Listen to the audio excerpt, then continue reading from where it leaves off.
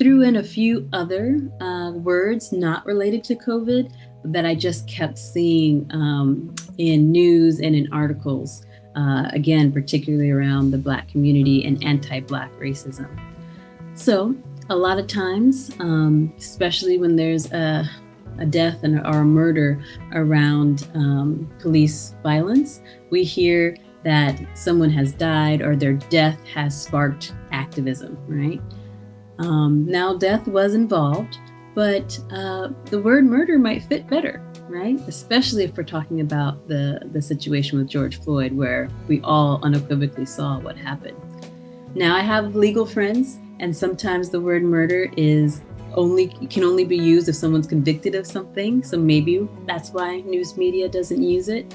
But you can feel the connotation difference between death and murder, right? Death is a nameless, faceless act, while murder is an action verb. It speaks to the untimely taking away of a human life, right? And it really strikes home. Another thing that was said a lot during 2020 was this trying time, right? So instead of this trying time, we can actually just name why it's trying, right? It was trying because racism was being exposed very unequivocally. Or we could say due to all the anti-Blackness happening, right? This is hard for people to say, right? Sometimes you can tell how comfortable someone is with the topic based on the words that they use. Okay? Here's two last hard ones, and I'm really excited to hold some questions with you. But oftentimes when there is a police-involved murder, we hear that the officer was either feeling threatened or feared for their lives, right? Even with the situation some of us might remember with the bird watcher in Central Park, where the white woman called the cops on the Black gentleman who was walking his dog and just watching the birds.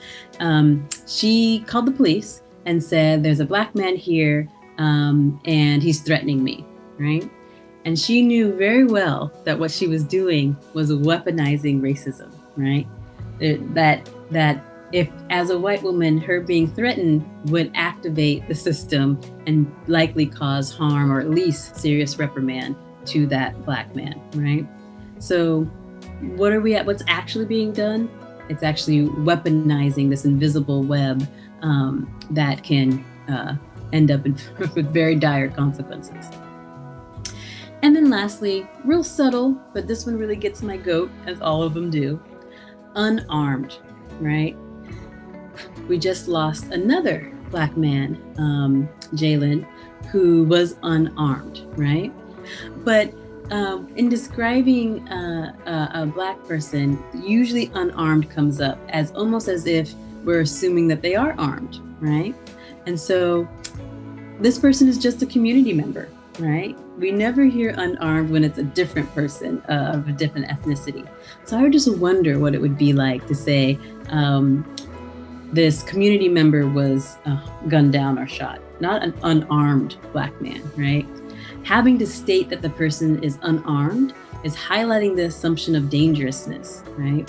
Saying community member seeks to normalize the Black person just existing in this space, right?